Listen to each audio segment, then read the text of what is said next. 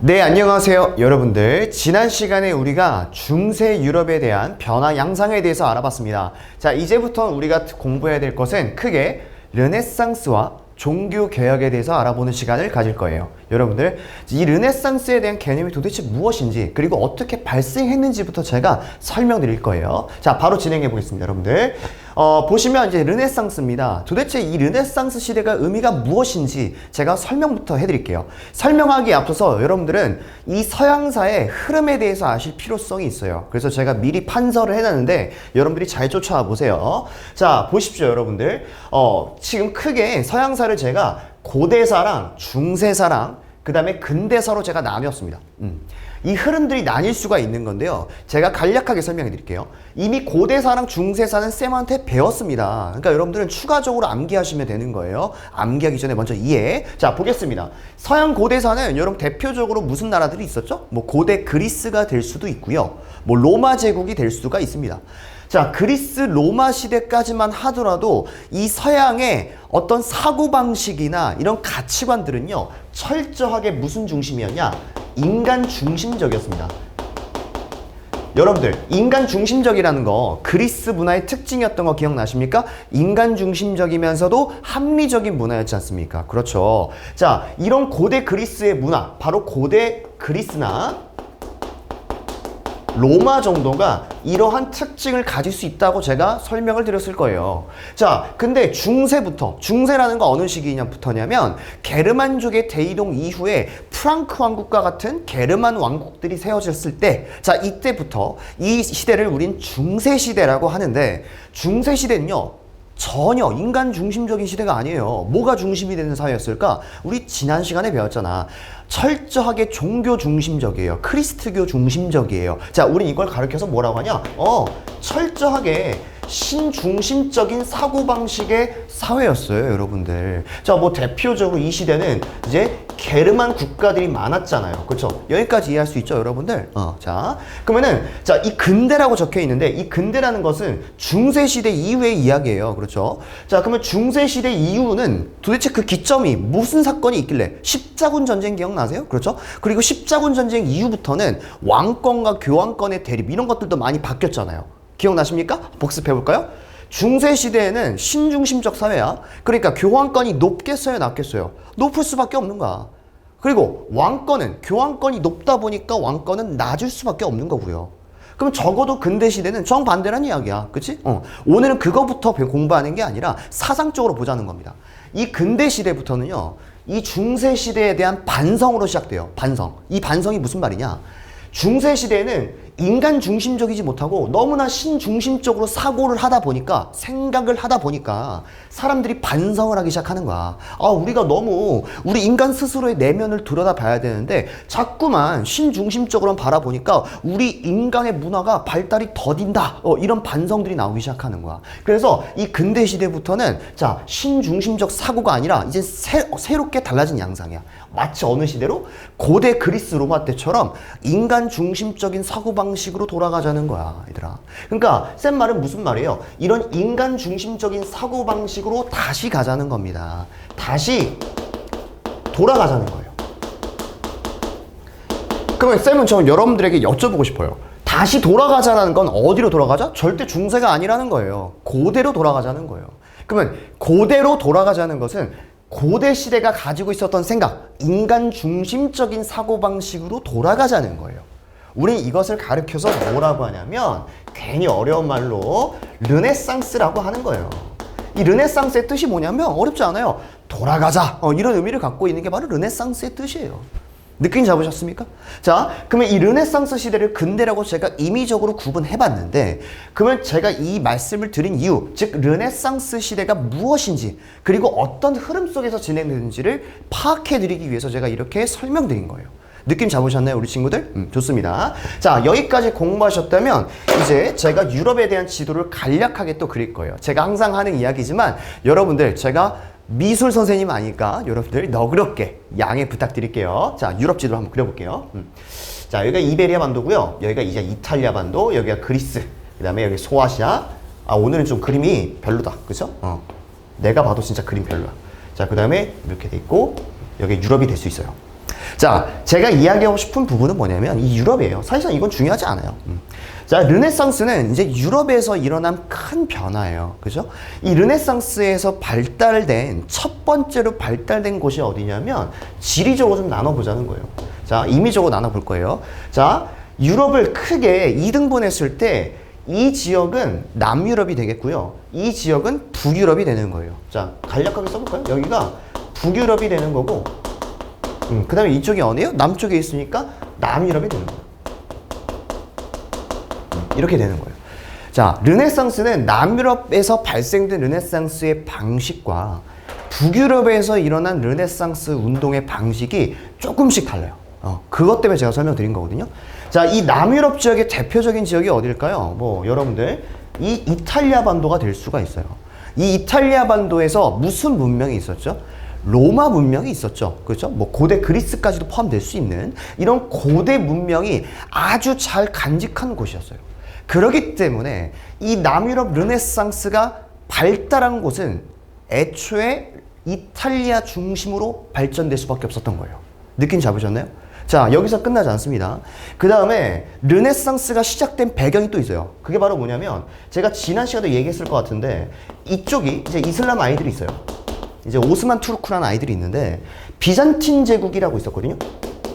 빗금친 지역이 바로 비잔틴 제국이에요. 근데 얘들아, 이 이슬람 아이들이 한 15세기 중반 정도가 되면 이 비잔틴 제국을 멸망시켜요. 그리고 이 비잔틴 제국은 자, 지지난 시간에 말씀드렸지만 중세 서유럽 세계를 지켜주는 방파제 역할을 했단 말이야. 같은 유럽의 문화권이었어요. 그래서 이 비잔틴 제국이 갖고 있었던 여러 가지 고대 문화 유산들이 그대로 보존될 수가 있었거든요.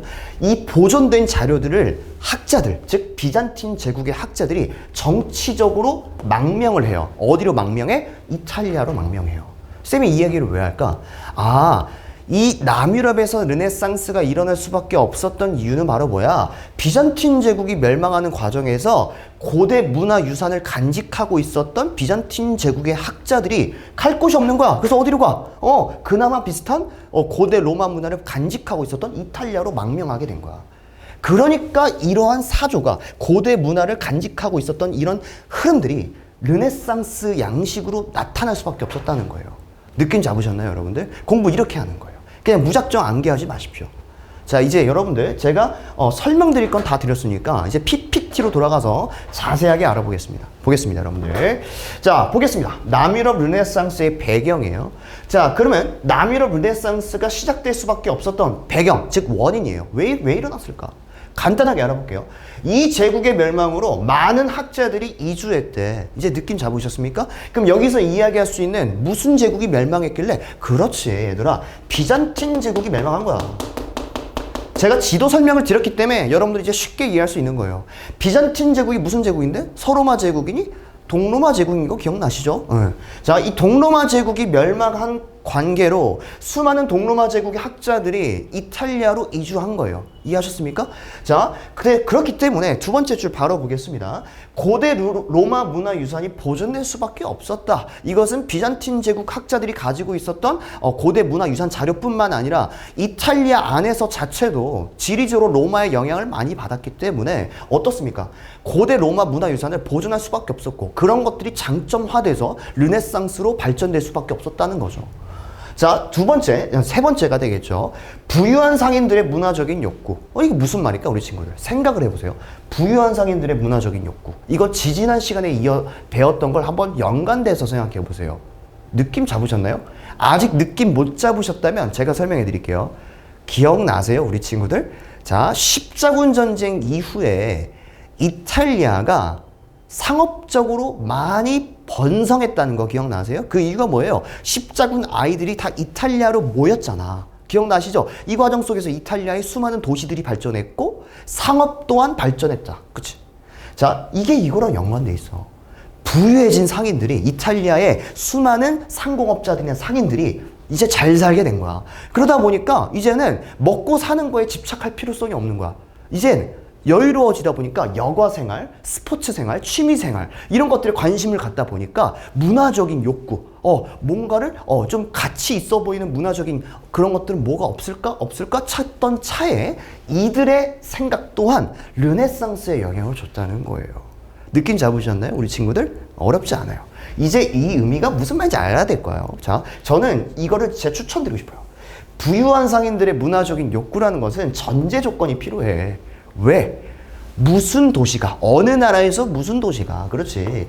이탈리아에서 수많은 도시들이 발달했기 때문에 이 과정 속에서 부유해진 상인들이 많았다는 거야. 느낌 잡으셨나요? 여기까지 갈게요. 자, 그 다음에 또 하나의 이유가 있습니다. 지중해 무역이 발달했다. 이것 또한 지난 시간에 배웠어요. 십자군 전쟁 이후부터는 이탈리아 반도를 중심으로 하는 바다, 지중해 무역이 엄청나게 발전해요. 그렇기 때문에 그들의 부의 수준도 높아졌겠죠. 같은 얘기하는 겁니다. 자, 그 다음에 인문주의 연구가 많이 있었다. 뭐 이것도 같은 얘기인데 무슨 말이냐? 인문주의가 뭐냐면요. 인간에 대한 문화를 공부하는 사상이 인문주의예요. 이 인문주의 연구가 많았다는 것은 이탈리아에서, 즉 남유럽 르네상스가 등장할 수밖에 없었던 배경, 이탈리아인들은 고대 로마 문화유산을 아주 잘 간직하고 있었기 때문에 그들의 연구를 지속적으로 할 수 있었다는 거죠. 이해되셨습니까, 여러분들? 절대 어렵지 않아요. 이게 바로 여러분들 시험 문제에서 가장 많이 나오는 포인트가 되겠습니다. 남유럽 르네상스가 시작될 수밖에 없었던 원인들 여러 가지로 정리가 될 수 있었던 거죠. 여기까지 이해하셨습니까? 좋습니다. 자, 그럼 본격적으로 그러면 남유럽 르네상스는 도대체 뭔데? 그 종류가 뭔지 제가 알려드릴게요. 첫 번째, 남유럽 르네상스의 특징은 인문주의. 철저하게 인간 중심적이면서 인간의 문화에 대해서 답습하고 공부하는 학문이에요. 인문주의. 어렵지 않아요. 두 번째, 인간의 개성과 능력. 중세 사회와는 다르게 중세 시대는 신중심 사회잖아. 이제는 뭐야? 인간의 능력이나 인간만이 가지고 있는 가치관에 대해서 계속적으로 공부하는 사상인 거예요. 어렵지 않습니다. 그렇죠? 자, 대표적인 예시를 들어볼게요. 대표적으로 뭐 보카치오의 데카메론이라는 뭐 소설책도 있고, 그다음에 이 시대에서 여러분 한 번쯤은 들어봤을 거예요. 여러분들 루브르 박물관에 가면은 이 그림이 정말 많은 정말 비싼 가치의 여러분들이 잘 알고 있는 작품이죠. 그게 바로 뭐예요? 모나리자죠. 레오나르도 다빈치라는 사람이 쓴 이 초성화, 이 모나리자 기억해 두시면 좋겠고요. 이런 사람들의 학자들 말고도 뭐 대표적으로 천재적인 예술가 미켈란젤로 뭐 이런 사람들도 다 어떻습니까? 남유럽 르네상스 시절에 흥했던 여러 예술가들이 되겠습니다. 이렇게 수많은 문학 작품들이 나왔다는 게 이 남유럽 르네상스의 특징이에요. 느낌 잡으셨습니까? 여기까지 갈게요. 자, 그 다음에 이어서 한번 가보겠습니다. 이번에는 남유럽 르네상스가 아니라 북유럽 르네상스예요. 그러면 북유럽 르네상스는 어떤 특징이 있을까 한번 알아보자는 거예요. 자, 지도상으로 한번 볼까요? 잠깐만 옮길게요.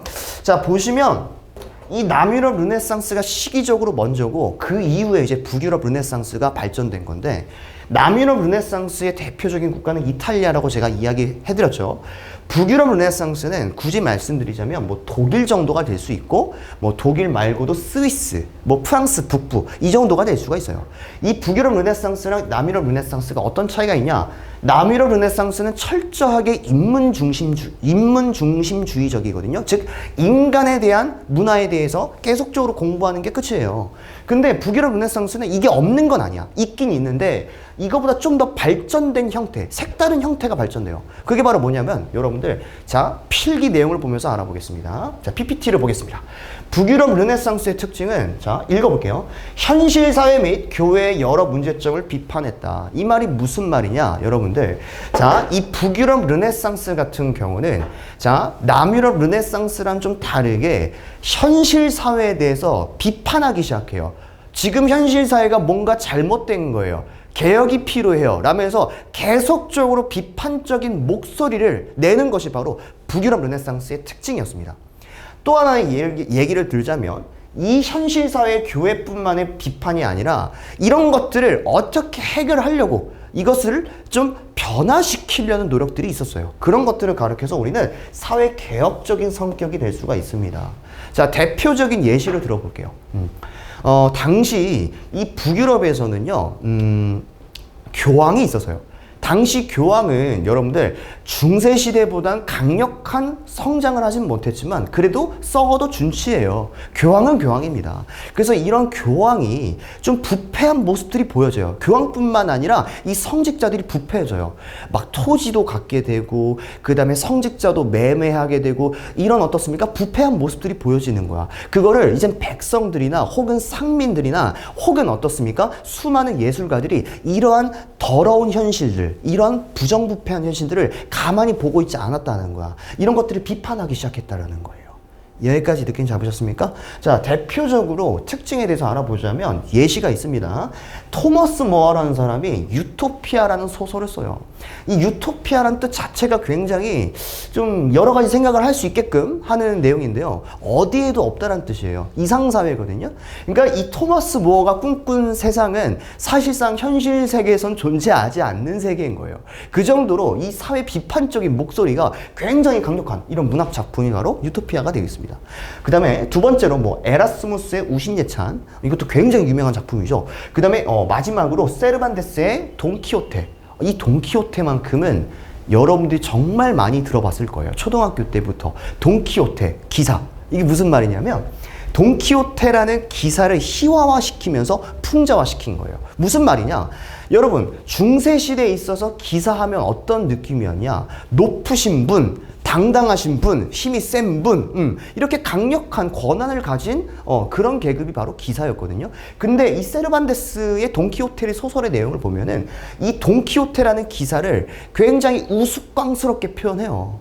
그 말은 뭐예요? 이 당시의 기사 계급들을 풍자하고 비판하려는 의도가 들어가 있었다는 거예요. 이게 바로 어떻습니까? 북유럽 르네상스의 특징이에요. 느낌 잡으셨습니까, 우리 친구들? 여기까지가 대표적으로 남유럽 르네상스랑 북유럽 르네상스의 특징까지 다 알아보셨습니다. 자, 그러면은 단순하게 인문주의적인 연구뿐만 아니라 여러 가지의 과학 기술 혹은 자연 과학들이 발전하게 됐거든요. 그것도 어떻게 발전했는지 한번 알아보자고요. 첫 번째, 자연을 있는 그대로 관찰하기 시작했다. 이 말이 무슨 말이야? 우리 친구들 생각해보자. 자연을 있는 그대로 관찰하는 건 당연한 거 아니에요, 쌤? 그렇게 이야기할 수도 있어요. 하지만 중세시대는요, 있는 자연 그 자체로 세상을 바라보지 않아요. 모든 것들을 신중심적 사고방식으로 바라봤거든요. 근데 이 시대부터는, 르네상스 시대부터는 이제 그렇지 않은 거예요. 신중심의 사고방식을 탈피하고 있는 그대로 바라보는 거예요. 팩트로 접근하는 거예요. 굉장히 큰 의미가 있는 거예요. 여러분들이 살고 있는 이 시대에서는 이것이 당연한 거지만 지금부터 600년 전 당시엔 굉장히 획기적인 접근법이었다는 거죠. 여기까지. 그렇기 때문에 있는 사실 그대로 관찰했기 때문에 이러한 접근법은 이 근대 시대, 이 근대 서양의 과학기술 발전에 막대한 영향력을 끼쳤다고 볼 수 있습니다. 여기까지 이해하셨나요? 보시면 대표적으로 예시가 있는데 지동설이 있어요, 지동설. 자, 지동설은 뭐냐면 태양이 중심으로 있고 지구가 공전을 한다는 거예요. 쌤, 당연한 거 아니에요? 근데 중세시대는 이게 당연한 게 아니었어요. 중세시대까지만 하더라도요, 천동설이란 게 있었거든요. 이 천동설은 뭐냐면 지구가, 우리가 살고 있는 이 지구가 중심이 돼 있고, 이게 지구예요. 그리고 태양과 같은 모든 천체들이 지구를 중심으로 돌고 있는 거예요. 이게 바로 중세시대의 사고방식이었어요.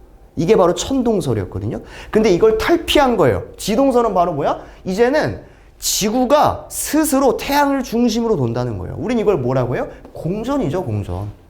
이런 공전에 대한 개념을 이제 습득화되면서 이것이 내면화되기 시작한 시절이 바로 르네상스 시대가 되는 거예요. 점차 과학기술과 그 다음에 천문학 또한 비약적인 발전을 하게 되는 거죠. 자, 이러한 지구가 공전한다는 사실은 기존의 신중심의 중세 세계관을 탈피했다라고 보여줄 수 있는 거예요. 그러면 여러분들, 신중심의 중세 세계관을 탈피했다는 것은 중세적인 천문학적 세계관은 뭐였길래? 지동설이 아니라 아까 얘기했죠. 무슨 설이었죠? 천동설이라는 거예요. 우리 친구들은 이렇게 생각할 수 있어야 돼요. 중세 시대가 지동설이다? 절대 그거 아니라는 거예요. 르네상스 시대에 와서야 지동설이 된 거예요. 알겠습니까? 이렇게 기억을 해두셔야 돼요.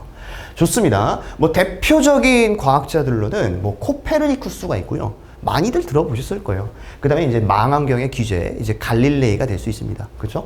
이런 사람들이 이런 주장을 했다는 거 기억해 두시고, 활판 인쇄술이 있습니다. 이 활판 인쇄술을 최초로 만든 사람이 누구냐면 독일의 기술자였던 구텐베르크라는 사람이 있어요. 구텐베르크. 이름 좀 기억해 두세요. 구텐베르크. 서답형으로도 많이 나오니까 반드시 기억해 두세요. 이 구텐베르크라는 사람이 활판 인쇄술을 최초로 발명해요. 뭐 엄밀히 말하면 활판 인쇄술이라는 것은 동양에도 있었어요. 우리 한국에도 있었고요. 하지만 이런 것들을 대량 생산화시키면서 실용적으로 활용한 건 사실상 유럽이죠. 자, 이 말이 무슨 말이냐? 활판 인쇄술이 발명되고 서양인들은요, 그 전까지는, 활판 인쇄술이 발명되기 전까지는 책이라는 것 자체가 아주 높으신 분들이나 귀족들이나 볼 수 있는 사치품이었어요. 근데 이 활판 인쇄술 때문에 이제 활판들이 대량 인쇄가 가능한 거야. 즉 책이라는 게 이제는 모든 백성들, 모든 시민들에게 이제는 돈만 내면 이 책을 살 수 있는 거야. 접근성이 높아지는 거야. 그러다 보니까 어떻습니까? 이 유럽인들의 지식이나 유럽인들의 사고가 다 높아질 수밖에 없다는 거죠. 즉 새로운 지식에 대한 보급에 큰 기여? 그만큼의 모든 유럽인들이 될 수는 없겠지만 대체적으로 유럽인들의 지식 수준이나 이런 보급 능력들이 현저하게 늘어날 수밖에 없었다는 것을 의미하는 거예요, 여러분들. 아시겠습니까? 이렇게 기억해 두시고, 뭐 대표적으로 뭐 화약, 나침반, 황해술이 있는데, 이건 제가 다음 시간에도 설명할 거지만 엄밀히 말하면 화약과 나침반은 유럽에서 발명한 게 아니에요. 이건 중국에서 발명된 거거든요. 특히 송나라 때. 근데 이 송나라 때 발명된 이러한 발명품들이 이슬람 세계를 거쳐서 유럽인들에게 그대로 전수가 돼요. 전해지게 돼요. 그러면서 이런 것들이 발전하게 되는 거예요. 이런 화약이 발전하면서 총이 만들어지고, 이런 나침반 덕분에 이 유럽인들이 이제는 또 다른 개척지를 향할 수 있는 이런 지리학들이 발전할 수밖에 없었던 거예요. 그 다음에 이런 항해술은 나중에 여러분들이 기억을 해 두셔야겠지만, 자, 이 항해술이 발전하게 되면서 결국은 유럽인들이 신대륙을 찾기 시작해요. 배들이 커지게 되면서 또 다른 대륙을 통해 정복하고 싶은 심리가 생긴 거야. 우리 이것을 나중에 배우겠지만, 자, 모순 시대에 영향을 줬다? 신항로 개척 시대에 영향을 준 발명품, 이것을 우리가 고르자면 여러분들 나침반도 될 수도 있고 뭐 항해술도 될 수 있다는 거예요. 여기까지 이해하셨습니까? 이게 바로 여러분들 르네상스 시대의 대표적인 특징과 과학기술까지 알아보신 거예요. 좋습니다. 자, 이렇게 되시면 여러분들 우리가 지금까지 르네상스 시대에 대해서 다 공부를 마쳤습니다. 네, 이제는 여러분들 이어서 종교개혁 가보겠습니다. 여러분 르네상스에 이어서 가볼게요. 자, 종교개혁이란 건 뭐냐면 말 그대로 기존에 있었던 이 크리스트교에 대한 반성과 성찰이 있고 난 뒤에 개혁이 일어나게 됐다는 거예요. 자, 이런 종교개혁이 일어나기 전에 이미 여러 가지 선구자들이 있었습니다. 뭐 대표적으로 위클리프라는 사람과 뭐 보헤미아 사람 중에 이 후스라는 사람이 다 성직자거든요. 이분들이 어떻습니까? 개혁을 실시해요. 기존의 크리스트교는 썩었다 라면서 이렇게 개혁을 하지만 실패하게 됩니다. 심지어 이 후스라는 사람은요, 화형에 처해져요. 뭐 이런 모습들. 자, 그리고 십자군 전쟁 이후부터는 여러분들 지난 시간에 배웠지만 교황의 권력이 강해졌어요, 약해졌어요? 약해지기 시작했죠. 그러다 보니까 여러 곳에서 반성의 목소리, 그 다음에 비판의 목소리가 커졌다는 거예요. 자, 즉 배경은 뭐예요? 위클리프나 후스라는 사람이 선구자적으로 이미 목소리를 냈다는 거. 두 번째, 교황권이 약화됐다는 거예요. 이런 상황 속에서 종교개혁이 실시되고 있다는 걸 여러분들이 확인하셔야 됩니다. 자, 제일 먼저 시작된 것은요, 독일입니다. 이 독일에서 있어서는 안 된 일이 벌어져요. 당시 교황이 제가 봐도 좀 이건 아닌 것 같아요. 뭐 여러 가지의 교회를 지으려고 했던 거예요. 교회를 짓거나 뭐 여러 가지의 성직자를 매매하는 과정 속에서 돈이 필요했던 거지.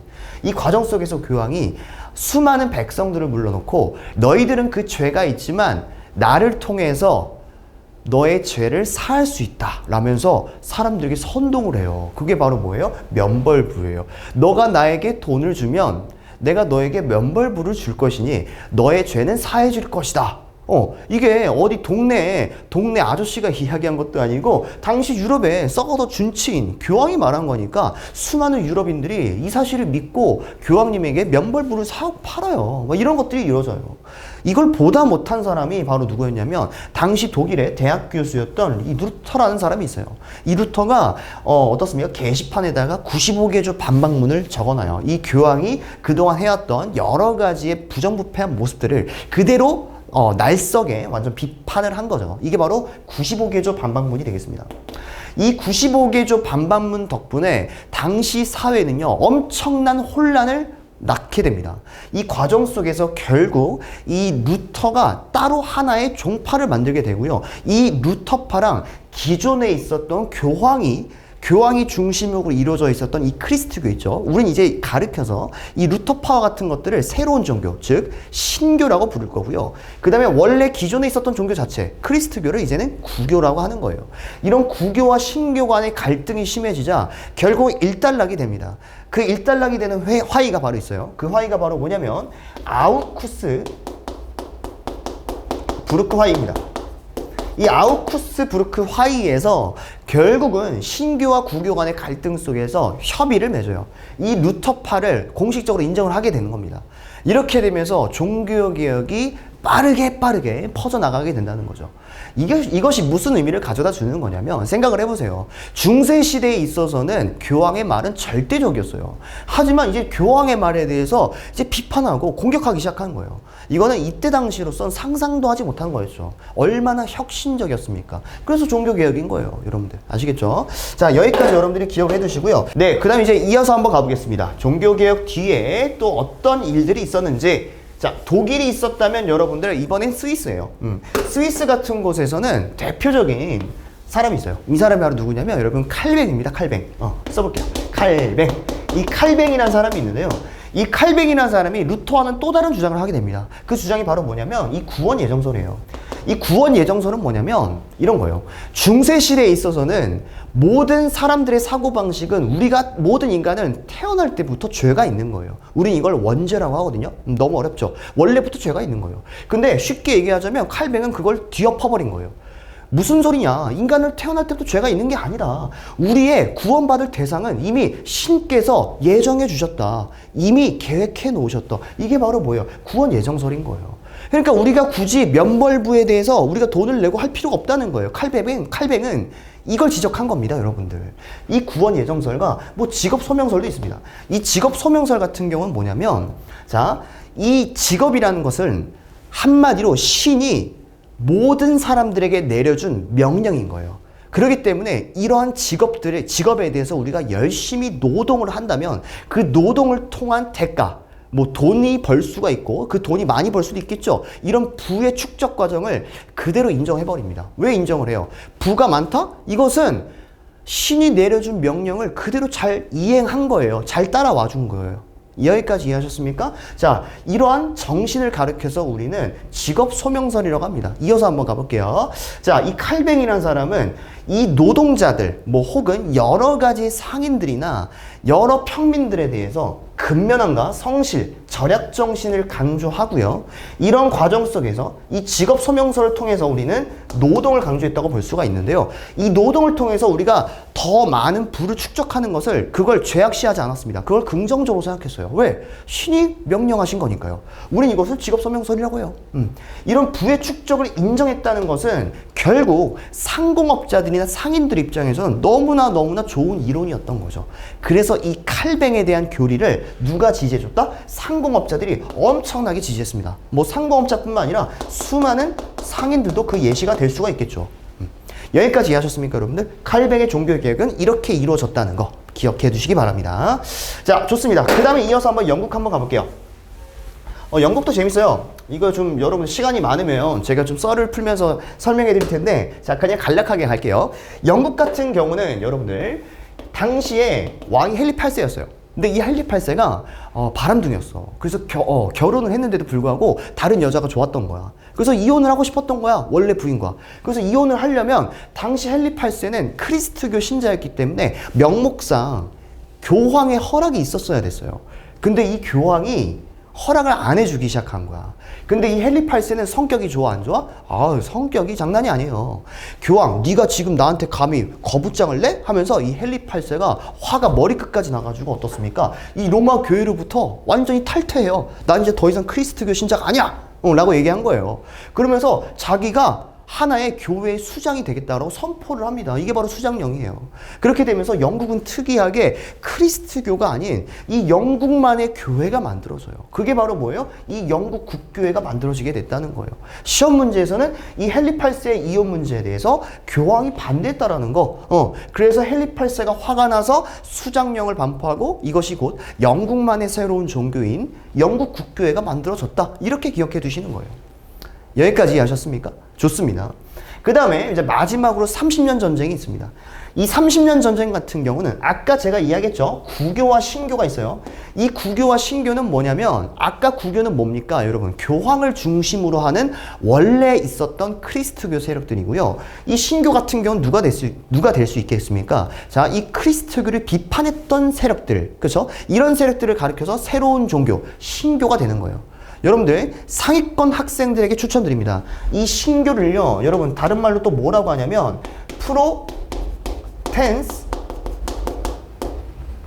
프로테스탄티즘이라고도 합니다. 괜히 어려운 말로 출제가 되니까 여러분들이 반드시 알아두셨으면 좋겠어요.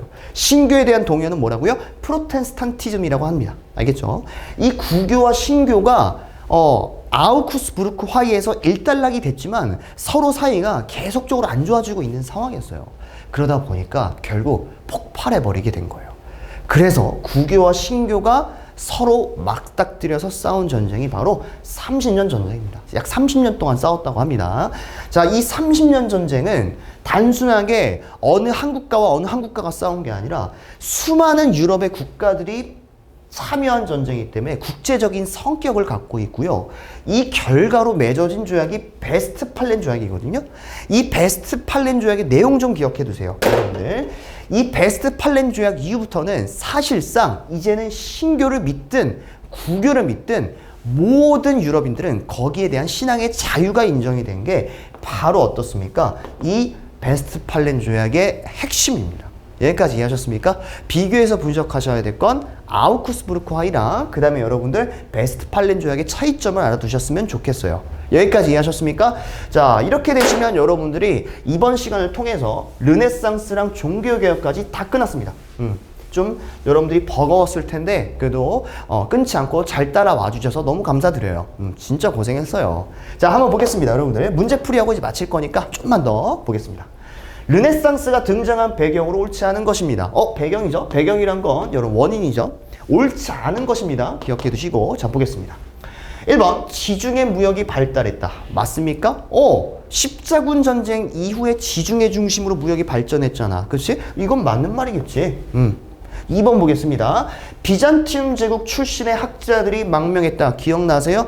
비잔티움 제국이 이슬람 놈들에 의해서 멸망당했고 이 학자들이 이탈리아 반도로 유입됐잖아. 그 과정 속에서 비잔티움 제국 학자들이 가지고 있던 고대 로마 문화 유산들이 그대로 퍼지게 된 거잖아. 그렇지? 이것도 맞는 얘기. 3번 보자고요. 자, 고대 로마의 문화유산이 잘 보존되고 있었다. 야, 이제 이런 문제는 딱 느낌이 와야 돼. 이것 또한 여러분들 맞는 이야기잖아. 자, 4번 보세요. 부유해진 상인들의 문화적인 욕구가 있었다. 왜 부유해졌어? 이탈리아 상인들은 십자군 전쟁 이후부터 상업이 발전하고 도시가 발전했잖아. 그러다 보니까 여가 생활에 대한 욕구가 있었고 그것이 르네상스로 표출됐잖아요. 그러니까 이것도 맞는 이야기죠. 자, 그럼 5번 보자고요. 이슬람 세력들이 예루살렘을 점령했다? 예? 얘들아, 이슬람 세력들이 예루살렘을 점령한 거랑 르네상스랑 상관이 있어요? 이건 무슨 소리야? 이건 무슨 전쟁과 상관이 있는 거야? 그렇지, 십자군 전쟁이잖아. 그렇지, 정답은 그래서 몇 번이 되는 거예요? 근데 5번이 되는 거죠. 이렇게 정리가 될 수 있어요. 자, 보시면 역사 문제 1이 이렇게 정리가 됐고요. 자, 두 번째 문제 한번 볼게요. 자, 보시면 이제 코페르니쿠스입니다. 갈릴레이 할 때 기억나시죠? 코페르니쿠스는 이 설을 주장해서 기존의 신중심 세계관을 탈피하고자 했대. 얘들아, 그러면 이 코페르니쿠스는 무슨 설을 주장했어? 지구가 어떻습니까? 태양을 중심으로 도는 거. 우리는 이걸 뭐라고 해요? 천동설이야? 지동설이야? 기억나시죠? 지동설이 돼야 되죠. 이렇게 정리할 수가 있는 거예요. 오케이? 좋습니다. 자, 그 다음에 여러분들 세 번째 문제가 되겠습니다.